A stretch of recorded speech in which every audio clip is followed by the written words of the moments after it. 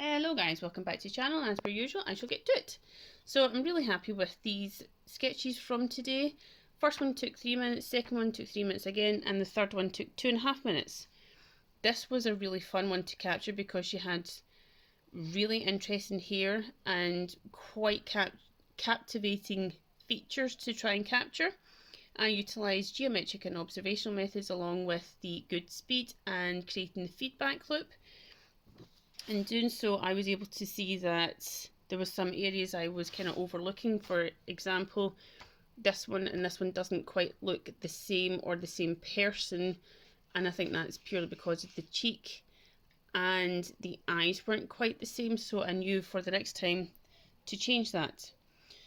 So I'm improving my speed, accuracy, ratio, proportions, layout, all the fundamentals of sketching through this learning method. Contact me if you don't know what I'm talking about. Have a check out the rest of the channel, all the videos, even a year ago, see the comparison in my drawing, and just a quick comparison, that's 6 months ago compared to now.